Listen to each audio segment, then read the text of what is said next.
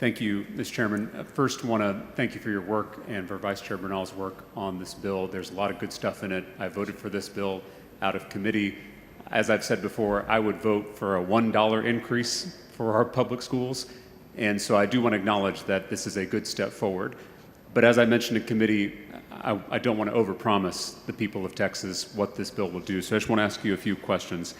Yes, is it true that this bill doesn't catch our schools up to 2019 funding levels?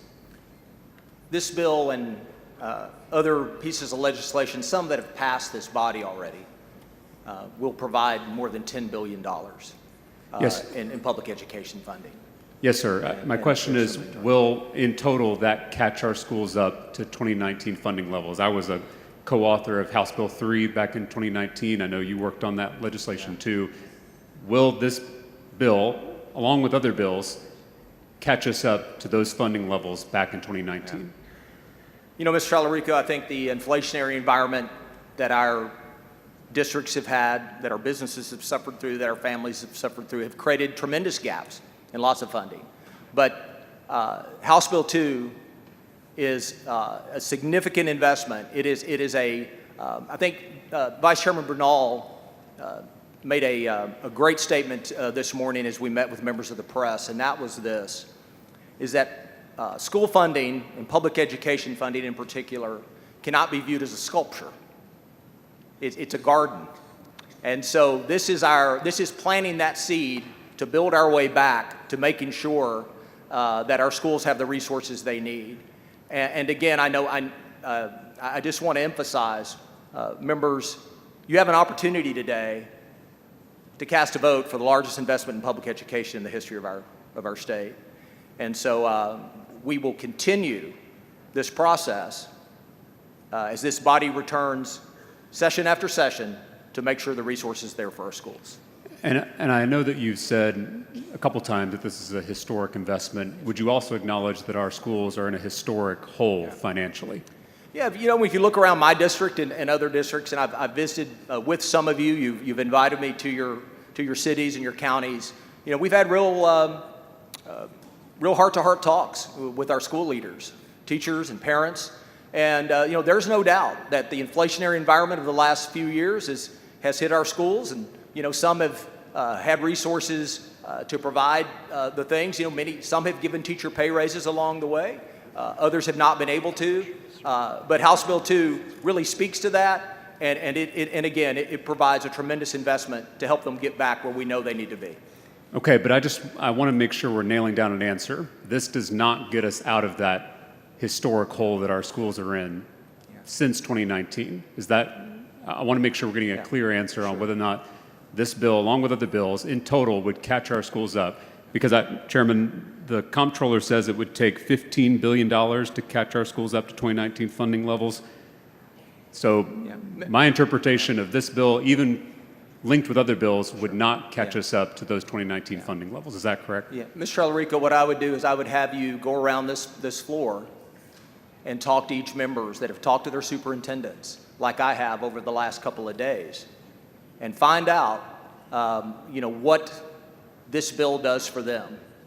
Chairman, I have not had one superintendent that I've talked with in my district that has not seen this as a significant investment that allows them to do the things they need to do. Of course. I think all superintendents would appreciate any increase in funding. My question to you, and I just want a straight answer. I'm trying to be respectful in my questioning of you.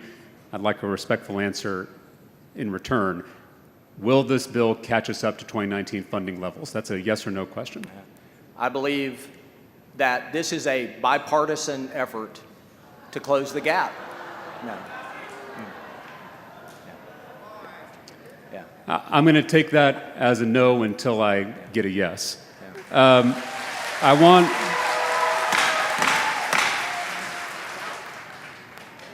The gallery will refrain from making these remarks or outbursts during the debate. Chairman, in terms of teacher pay, do you have an idea of how much this bill will raise teacher pay on average? I know that's a complicated question, but do we have a general sense of what teacher pay increases will look like? Yeah, the bill requires anywhere from about $3,500 to $7,000, but it could be more based on district to district.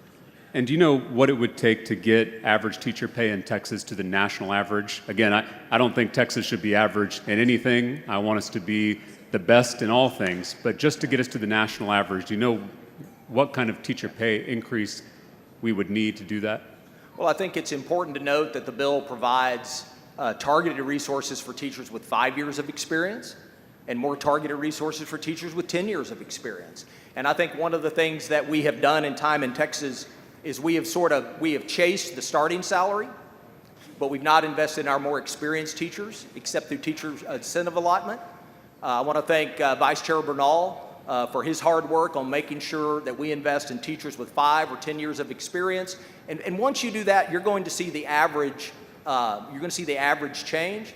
And I think this is a tremendous step towards paying our teachers significant increases that they deserve. And the answer was $10,000. That's what we would need on average to get our teachers just to the national average on teacher pay, and this bill fails to do that. I appreciate your answers. You know, we have schools closing across the state, in my district, in your area, in areas across Texas. Do you feel that this bill meets the moment and will be able to stop those school closures that are happening across our state? You know, I think it speaks to the most significant investment in public schools in our history. And I believe it's also going to give our school districts the opportunities, those that are suffering from a decline in enrollment and those that are facing other challenges, it's going to give them a lifeline to evaluate the way they do school and hopefully to keep more neighborhood schools open so that kids can enjoy that same experience in public school that I did.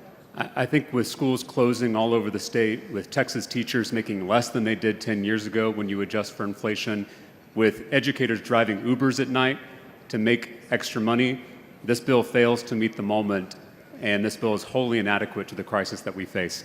Thank you, Mr. Chairman. Thank you, Mr. Speaker.